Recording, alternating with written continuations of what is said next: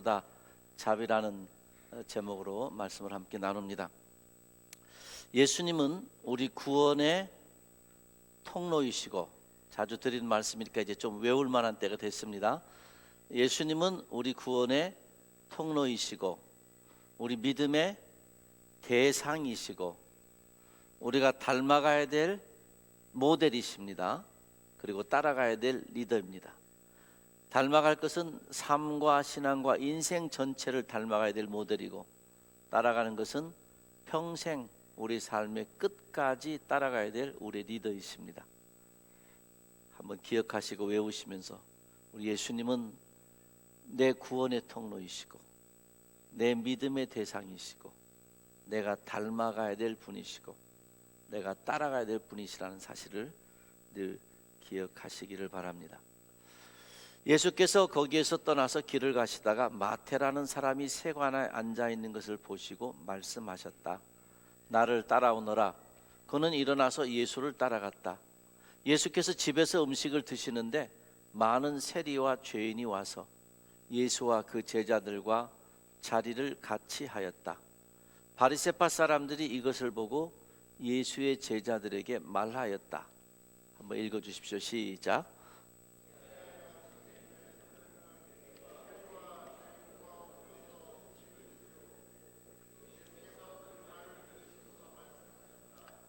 건강한 사람에게는 의사가 필요하지 않으나 병든 사람에게는 필요하다. 너희는 가서 내가 바라는 것은 자비요 희생제물이 아니다 하신 말씀이 무슨 뜻인지 배워라. 나는 의인을 부르러 온 것이 아니라 죄인을 부르러 왔다. 아멘. 우리 사람 사이에서도 밥 한번 먹읍시다.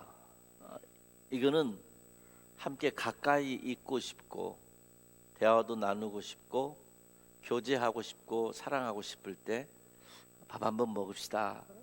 집으로 초청하든지 식당에서 만나든지 그렇습니다. 밥은 요새 한국에 혼밥이라는 게 있어서 혼자 밥 먹는 일이 많아지고, 또 사회가 산업화가 돼서 곳곳에 일하러 다니다가 보니 혼자 도시락을 먹는 일도 많아졌지만, 밥은 혼자 먹는 거 아닙니다. 짐승은 혼자 먹습니다.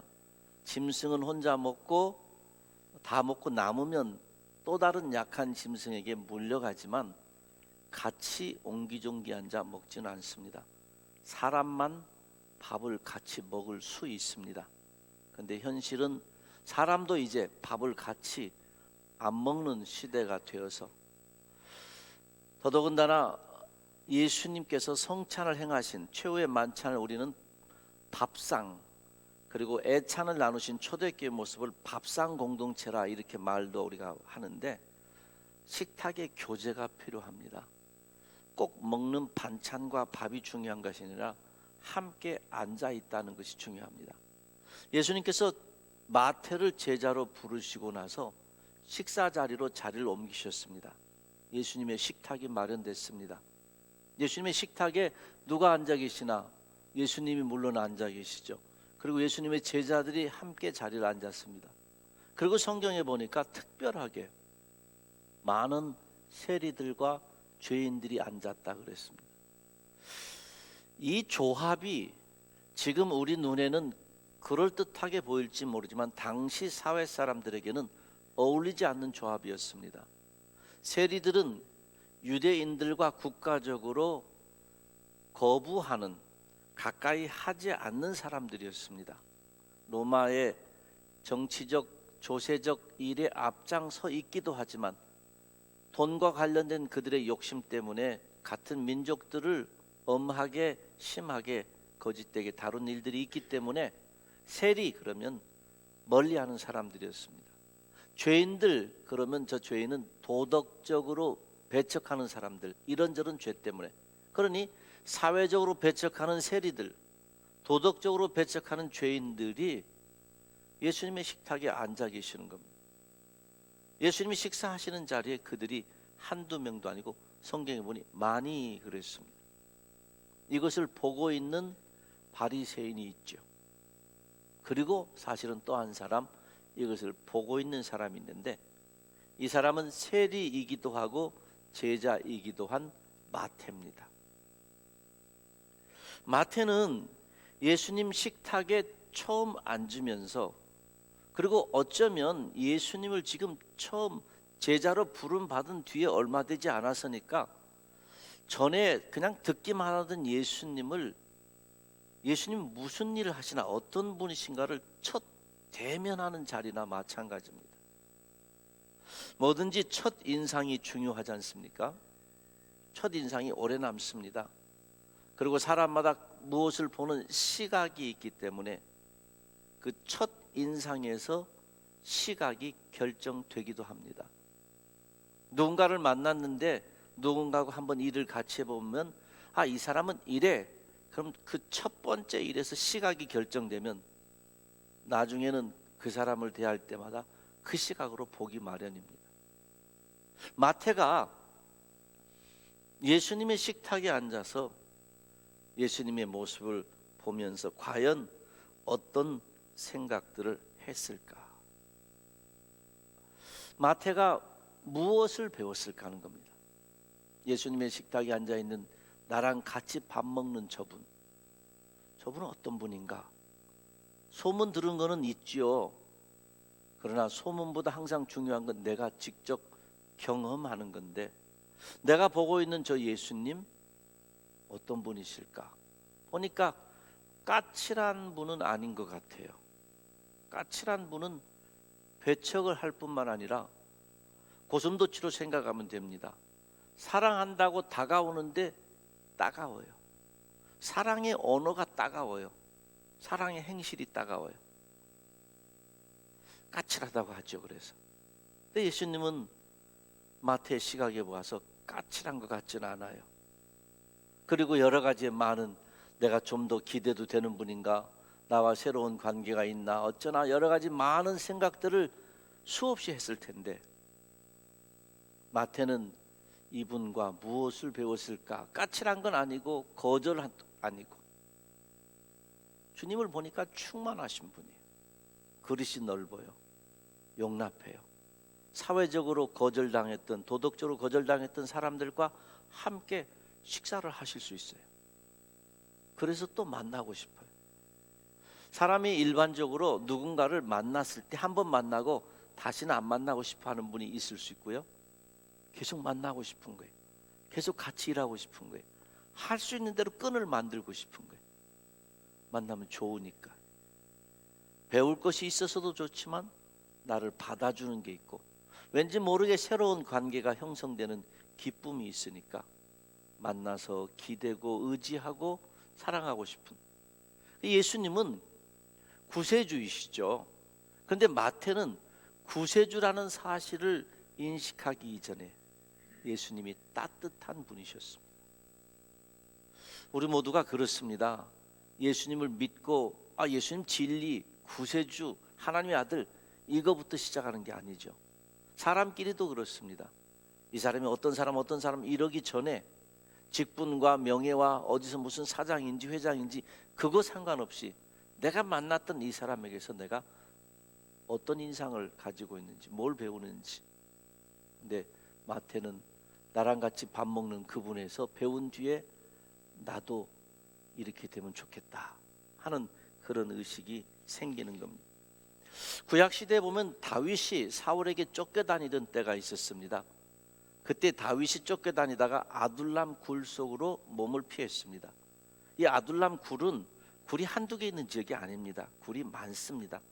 옆으로 된 굴도 있고 위에서 밑으로 뚫어진 굴도 있고, 그래서 어느 굴에 들어갔는지 성경학자들도 고고학자들도 제대로 찾지는 못합니다. 그냥 이 많은 굴 중에 하나일 것이다, 그런 정도입니다. 그곳에 들어가서 숨어 있는데 가족들이 왔습니다. 그런데 세 번째 줄 중간에 보면 가족들뿐만이 아니라 압제를 받는 사람들, 빚에 시달리는 사람들, 원통하고 억울한 일을 당한 사람들도 모두 다윗의 주변으로 몰려들었다. 이렇게 해서 온 사람이 400명 정도가 되었습니다. 예수님에게는 세리와 죄인들이 몰려왔습니다. 귀신 들린 자들이 몰려왔습니다. 몸이 아픈 자들이 몰려왔습니다. 마음을 어디에 둘 곳 없는 자들이 몰려왔습니다. 그 예수님 가시는 길에 많이 따라오니 성경에 보면 예수님이 한적한 곳으로 피하기도 하실 정도였습니다. 당시에 다윗에게는 군인들이 오고 정치가가 오고 위대한 어떤 혁명가가 오고 그게 아니었습니다. 압제를 당한 사람, 원통한 일이 있는 사람, 억울한 일이 있는 사람, 그 사람들이 다윗의 주변으로 몰려왔습니다. 예수님 주변에 바리새인도 있었고 서기관, 대제사장, 장로, 정치가들, 산헤드린 공회원들, 그 지역에 많이 살고 있으니까 예수님 주변에 있었던 겁니다. 그러나 그 많은 사람들 속에서 예수님께로 나아왔던 사람들은 아프고 힘들고 어려운 사람들입니다. 이 사람들이 예수님의 인생 속으로 가까이 왔고 예수님의 식탁에 찾아와서 주변에 앉았습니다. 여러분의 식탁은 어떻습니까? 집에서 식사하시는, 식당에 식사하시는 실제적인 식탁뿐만 아니라 여러분의 인생이라는 식탁에는 어떤 분들이 앉아 계십니까? 어떤 분들이 앉아 있기를 바라십니까? 마태가 놀란 거죠. 자기가 세리이긴 하지만 자기를 제자로 불러주신 예수님에게 감사하며 예수님 식사 자리에 가보니까 자기만이 아니에요. 자기보다 훨씬 더 사회에서 욕 얻어먹고 있는 세리들, 훨씬 더 사회에서 손가락질 당하고 있는 죄인들, 그들이 와서 앉아 있는 거예요. 예수님의 식탁에는 그들이 앉아 있었습니다. 여러분의 인생 식탁, 저의 인생 식탁에는 누가 앉아 있으며 앞으로 누가 앉아 있기를 원하는지. 예수님은 우리 자신들을 어떻게 해주셨습니다. 마태를 그렇게 해주신 것처럼 둘 중에 하나입니다. 용납 아니면 거절입니다. 어떻습니까? 여러분께서 생각하실 때 예수께서 나를 용납하셨습니다. 혹은 거절하셨습니다. 용납하셨습니다. 예, 대답을 멋지게 해주셔서 고맙습니다.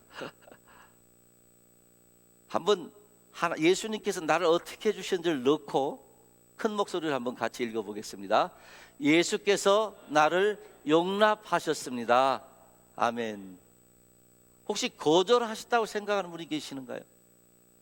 아마 이럴 수는 있을 겁니다. 내가 그렇게 오랫동안 기도했는데 내 기도를 안 들어주셨어. 그래서 거절당한 것과 같은 기분이 드실 때는 있을지 몰라요. 기분입니다.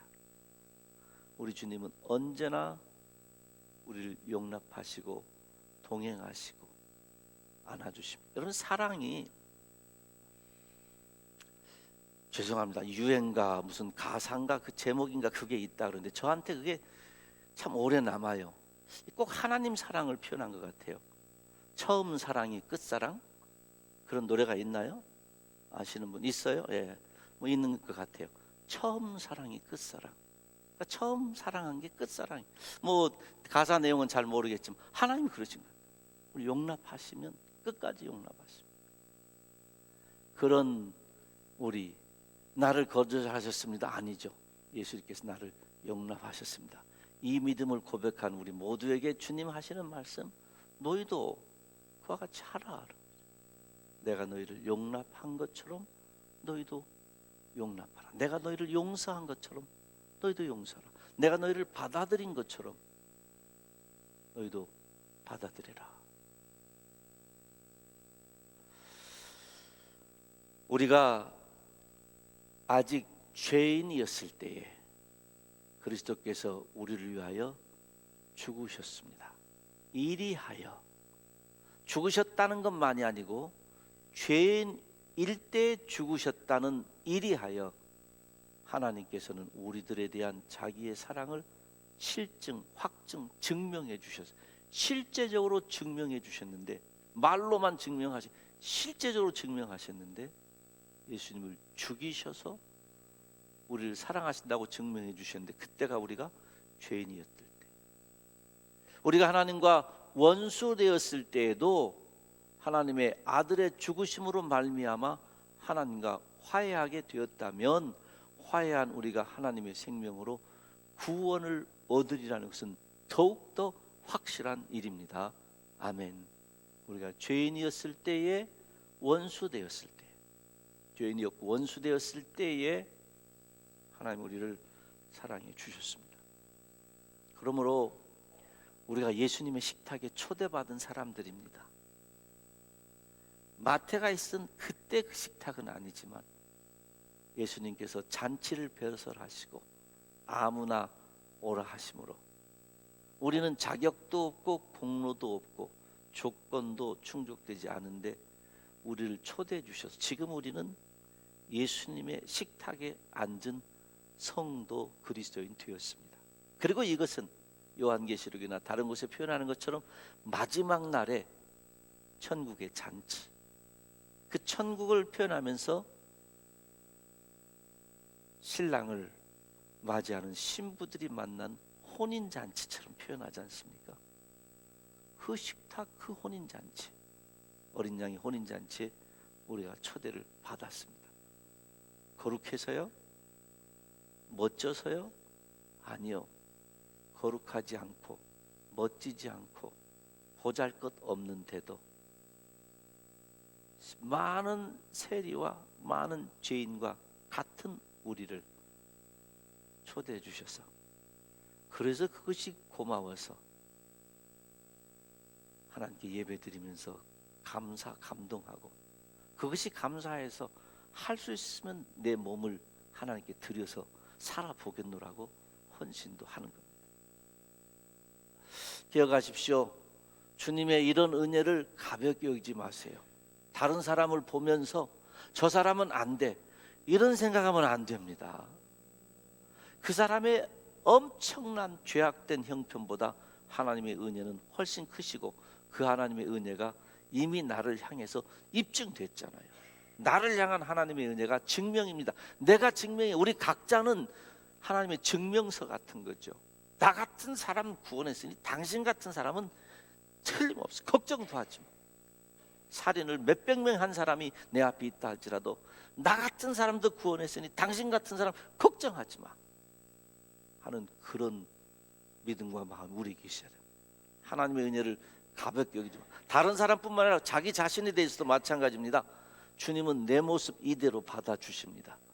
신앙의 업앤다운을 하거나 미움과 분노가 치밀거나 인생에 실패하고 실수하거나 어떤 상황이 있더라도 주님은 내 모습 그대로 받아주십니다. 내 모습 그대로에 빠져서 있으면 하나님의 은혜를 무시하는 것이 됩니다. 하나님의 은혜는 생각보다 큽니다. 우리가 생각하는 것보다 훨씬 더 큽니다. 우리 모두를 다 받아주실 은혜라는 것을 기억하시기 바랍니다. 그러나 또 한 가지 조심할 것은, 그러나 우리를 받아주시는 하나님의 용납을 전제로 표현이 죄송합니다만 가볍게 굴면 안 됩니다. 가볍게 살면 안 됩니다. 무슨 말씀이냐면, 죄를 짓고 회개하면 다 용서해 주시니까 그래도 그런 말이 죄를 지어도 된다는 말입니까? 아니죠. 내가 죄를 지은 것을 용서해 주신다는 말과 내가 죄를 지어도 된다는 말은 다릅니다. 하나님이 용서해 주시는, 하나님이 용서해 주세요. 무슨 죄를 지었든지 회개하면 하나님 용서해 주십니다. 기억조차 안 하실 정도로 용서해 주십니다. 그러나 그 하나님의 은혜가 내가 죄를 지어도 된다는 보장은 아니라 그 말씀입니다. 사도 바울이 그런 말씀하시죠. 너의 믿음의 진보를 모든 사람에게 나타내라. 내가 점점 달라지는, 믿음으로 성숙해지는 모습을 나타내 줘야 됩니다. 하나님이 날 받으시니까, 당신도 날 받아주시니까 그거 아니죠. 받아주시는 것은 아멘이요, 감사합니다. 확실해야 됩니다. 그러나 내 입장에서는 언제나 내가 달라져야 됩니다. 배우고 확신한 일에 거예요. 오네시모라는 종이 있었죠. 벨레몬 집에 있었던 종입니다. 이 종이 어느 날 주인을 버리고 가출했죠. 뭐 물질을 가지고 갔든 뭘 가지고 갔든 가출을 했습니다. 근데 바울이 만났습니다. 감옥 속에서 만나가지고 오네시모를 잘 양육한 중에 오네시모가 달라졌습니다. 그래서 빌레몬에게 편지하면서 그렇게 말합니다. 이 사람이, 즉 오네시모가 전에는 당신에게 무익하였으나 필요 없었으나 이제는 나와 그대에게 유익한 자가 되었다. 나와 그대에게 필요한 자가 되었다. 이 오네시모 한 사람만을 놓고 보세요. 주인집을 떠나서 도망갈 때 형편없는 사람이 되었어요. 주인에게조차 필요 없는 사람이 되었고 무익한 사람이었습니다. 그 무익한 사람으로 일생 끝났습니까? 회개하면 용서해 주십니다. 그런데 무익한 대로 그대로 끝나면서 회개하고 용서받았습니까? 그렇지 않아요. 이제는 나와 그대에게 유익한 자가 되었다. 꼭 필요한 자가 되었다. 달라져야 됩니다. 용납을 전제로 가볍게 살지 말고, 주님은 우리를 용납해 주시지만, 주님은 어떤 모습이라도 내 모습 그대로 받아주시지만, 그러나 우리는 또 주님을 닮아가면서 믿음의 성숙한 분량에 이르러야 되기 때문에 날마다 성숙한 모습으로 나아가야 됩니다. 우리가 아무리 성숙해도 주님 앞에는 참 작습니다. 주님 앞에는 보잘것없습니다. 얼마나 성숙한 사람끼리는 참 대단해. 그래도 주님 앞에는 아무것도 아닙니다. 그래서 주님은 날마다 우리를 받아주셔야 됩니다. 그러나 그렇다고 성숙을 포기하고 성장을 포기하고 믿음대로 말씀대로 사는 걸 포기하면 안 되고요, 마음대로 살면 안 되고요. 우리는 날마다 주님을 따라가며 닮으며 더 성숙의 길을 걸으려고 애를 쓰셔야 되고, 애를 쓰시면서 한편으로는 이런 내 모습 부족한데 주님이 또 받아주시고, 넘어져서도 이런 내 모습 부족한데 주님이 오늘도 받아주시고, 받아주시는 주님과 날마다 성숙하게 애쓰는 우리의 믿음의 발걸음, 이 양면이 우리에게 다 있어야 됩니다. 부디 주님의 식탁처럼 내 인생의 식탁에 어느 누구도 다 받아들일 수 있을 만큼 주님이 날 받아주신 걸 기억하면서 그 은혜의 크기를 기억하시고, 그러나 그 은혜와 용납을 기억하시되 내 입장에서는 날마다 믿음의 성숙한 분량에 이르도록 더 기도하고 더 애쓰고 더 사랑하고 더 주님 닮아가기를 우리 주님의 이름으로 축원합니다. 이제 그런가 하면 거기 앉아있던 아까 바리새인, 이 바리새인들은 왜 이 질문, 퀘스천 마크를 가졌어요? 이미 잠깐 나왔던 것처럼 예수님이 제자들에게, 야, 너네 선생님은 왜, 사람도 많고 많은데 왜 저렇게 죄인들과 세리들하고 밥 먹는 거야? 이 왜라는 건 참 중요합니다. 퀘스천은 러닝 프로세스입니다. 배우는 과정입니다. 그래서 조그만 꼬마들이 어릴 때 아이 키우다 보면 질문이 많아지는 때가 있잖아요. 엄마, 저게 뭐야? 저건 이거다. 그건 왜 빨개? 이래서 빨개. 계속해서 질문하고 그러면서 배워갑니다. 근데 질문 중에 배우는 과정으로서의 왜가 있고 상대방을 판단하고 정죄하기 위해서 하는 왜가 있습니다. 지금 바리새인은 배우려고 하는 마음이 아니에요. 주님이 왜 저렇게, 저분이 선지자라고 하는데, 하나님의 아들이라고 하는데 왜 죄인들과 세리들과 저렇게 앉았지? 내가 놓치고 있는 구약의 말씀은 없나? 내가 놓치고 있는 하나님의 뜻은 없나? 저분에게 분명히 의도가 있을 텐데 그게 뭘까? 이게 아니었어요. 이미 자기가 딱 굳어 있어요. 저 사람들은 사회적으로 도덕적으로 가까이 하면 안 되는 사람들인데 저 사람 왜 저러는 거야? 저 사람 저 선지자도 아니야. 저 사람 저래. 왜 죄인들과 어울리냐? 왜 지금까지 사회 질서를 파괴하느냐? 저렇게 혼자 튀어야 돼. 뭐 선지자 아닌 것 같아. 우리는 어떻게 하나 뭐 등등 생각할 수 있는 많은 걸 생각하면서 판단, 정죄 그러고 있습니다. 예수님께서 이 바리새인의 이 마음을 아시고 말씀을 주신 것이 그겁니다. 너희는 가서 여기 있지 마. 여기 있지 말고 가서 내가 바라는 것은 자비요 희생제물이 아니라고, 그 구약 말씀 인용한 겁니다. 내가 바라는 것은 자비야, 희생이 아니야. 이 말씀의 뜻이 무엇인지 다시 배우고 하라 그랬습니다. 왜라는 질문이 배우려고 했던 거면 주님이 가르쳐 주실 텐데, 왜라는 질문이 판단 정지하는 질문이었기 때문에 예수님께서 너희는 가서 이렇게 구약에 말씀하신 그 말씀이 무슨 뜻인지 좀 배우고 와라. 구약에 능통했다고 하고 신앙으로 산다고 하고 다른 사람들을 가르치고 있는데 제발 좀 가서 좀 배우고 와라. 그 말씀이 호세아 6장 6절의 인용입니다.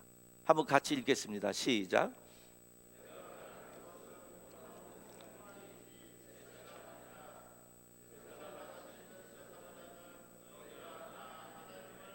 더 바란다. 아멘.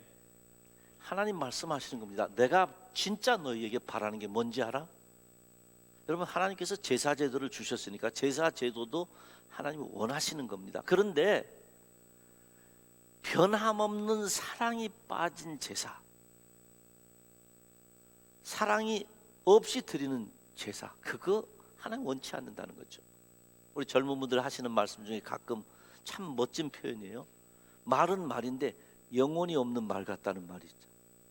영혼이 없는 말하는데 지금 정성도 없어요. 뭔 생각은 다른 데 가 있는 것 같아요. 진짜 생각을 해주는 말이 아니고 뭐라고 하는데 그런 말 들을 때 영혼 없는 말 같아. 그러시더라고요. 제사는 드려요. 이 사람들 그 다음에 보면 불살라 바치는 제사, 막 희생제물을 가지고 와서 좀 불태워서 이 소전이 거전이 뭐니 막 드립니다. 그런데 그 제사에 사랑이 빠져 있고 하나님을 몰라요. 내가 어떤 하나님인지를 알고 좀 제사를 드려야 되는데, 예수님의 식탁에 앉아있는 예수님이 어떤 분이신지 알고, 바리새인들아, 이 내가 지금 앉아있는 예수님이 어떤 예수님인지 알고 왜 죄인과 세리들과 같이 밥 먹느냐고 해야 되는데, 그런 말 하는 거 보니까 네가 하나님을 모른다는 거예요. 여러분들, 이 말씀은 이런 배경 속에서 나온 겁니다. 이 호세아서 6장 1절부터입니다. 이제 주님께로 돌아가자. 주님께서 우리를 찢으셨어요. 우리가 잘못했으니까 고멜이 떠나고 배반하고 그런 것처럼 이스라엘 백성들이 하나님을 배반하고 떠나서 매맞아 싼 그때에 주님께서 우리를 찢으셨으나 다시 싸매어 주시고, 우리에게 상처를 내셨으나 다시 아물게 하신다. 이틀 뒤에 우리를 다시 살려주시고 사흘 만에 우리를 다시 일으켜 세우실 것이니 우리가 주님 앞에서 살 것이다. 그런 하나님께로 돌아가자. 영혼 없는 말처럼 사랑 없는 제사만 드리지 말고, 하나님을 알지도 못하면서 형식으로만, 전통으로만 제사 드리지 말고 진짜 하나님께로 돌아가자는 거예요. 진짜 하나님이 누구신지 알자는 거예요. 하나님, 우리가 우리 하나님 곁을 떠나서 우리를 찢으시고 우리를 혼내시고 우리를 흩으셨지만은 싸매시고 만지시고 다시 모이게 하셔서 이틀 되면 이렇게 하시고 사흘 되면 이렇게 우리를 사랑하시는 하나님 아니시냐? 그 하나님을 우리가 힘써 알자. 애써 주님을 알자. 그 주님은 이런 분이시다 하시면서, 그래서 내가 예언자들을 보내서 산산조각 나게 했지만, 파란색, 내가 바라는 것은 변함없는 사랑이지 제사가 아니고, 불살라 바치는 제사보다는 너희가 나 하나님을 알기를 더 바란다. 바리새인이 예수님께 질문하면서 왜 저 사람은 세리와 죄인들 밥 먹는 거야? 좀 바꿔서 말하면 주님이 탄식을, 네가 구약을 알았더라면, 네가 이스라엘의 역사를 알았더라면 하나님께서 백성들을 왜 찢으시고 다시 만지시며 아물게 하시고 다시 하나님 백성으로 처음 사랑이 끝사랑 되도록 그렇게 하신지를 알았더라면 네가 이 질문 안 했을 것이다. 그러니 가서 제발 정신 차려서 하나님 말씀 다시 공부하고 배우고 하라. 이 백성은 아담처럼 언약을 어겼다는 거예요. 여러분, 예수님은 이 세상에 오늘 본문에 그러잖아요. 건강한 사람을 위해서 온 게 아니라 아픈 자, 병든 자를 위해서 오셨다. 그러니까 상징적으로, 비유적으로 의사입니다. 예수님 의사. 우리 영혼의 병을 고치시고 육신의 질병도 고쳐주시죠. 그런가 하면 우리 죄인, 의인을 구하기 위해서 아니라 죄인을 부르러 오셨다니까. 예수님은 구원자십니다. 의사이시자 구원자이시며, 그리고 예수님은 언약의 중보자입니다. 이미 앞에서 호세아서에서 말씀 나왔잖아요. 이 백성이 내 언약을 버렸도다. 나와 약속을 맺었는데 이 약속을 지키지 않았다는 거죠. 깨뜨려졌다는 거죠.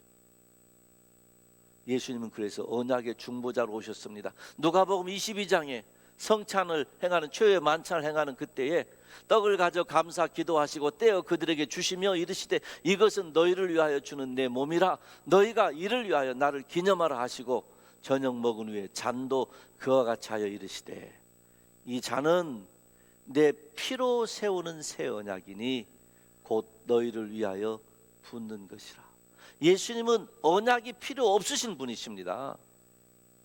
그런데 백성이, 첫 아담이 그런 것처럼 그 위에 있는 모든 백성들이, 호세아 시절에 이 백성들이 주를 떠나서 매맞고 또 매맞고, 이사야서 1장에 있는 것처럼 허물진 백성, 온 몸에 매맞은 상처가 있는, 그래도 또 매맞는 역할을 하는 그런 이스라엘 백성을 향해서 우리 하나님이 최후의 이들을 사랑하는 방법으로 예수님을 보내셨는데, 예수님이 내 피로 세우는 새 언약이라, 약속을 지키기 위해서, 하나님과의 언약을 지켜주기 위해서 우리를 위하여, 너희를 위하여 붓는 것이라. 우리를 위하여, 예수님 자신을 위하여서가 아니라 우리를 위하여 언약을 다시 세우시는데 자신의 피로, 자신의 십자가의 죽음으로 언약을 세우셔서 너희를 위해서 붓는다. 언약이 필요 없으신 분이 우리 약속을 지키셔서 우리에게 하나님의 은혜가 이루어지도록 하기 위해서, 막힌 파이프를 뚫어주기 위해서, 다른 건 안 되니까 예수님의 목숨으로 그렇게 하십니다. 구약 시대에는 짐승의 피가 그랬죠. 히브리서에 보면은 염소와 황소의 피와 및 암송아지의 죄를 부정한 자에게 뿌려 그 육체를 정결하게 하여 거룩하게 하거든, 하물며 영원하신 성령으로 말미암아 흠없는 자기를 하나님께 드린 그리스도의 피가 어찌 너희 양심을 죽은 행실에서 깨끗하게 하고 살아계신 하나님을 섬기게 하지 못하겠느냐. 이로 말미암아 그는 새 언약의 중보자시니 이는 첫 언약 때에 범한 죄에서 속량하려고 죽으사 부르심을 입은 자로 하여금 우리로 영원한 기업의 약속을 얻게 하려 하심이라. 아멘. 우리 주님이 새 언약의 중보자로서 이 땅에 오셔서 우리를 속량하신, 그래서 죄인을 부르러 오신 거예요.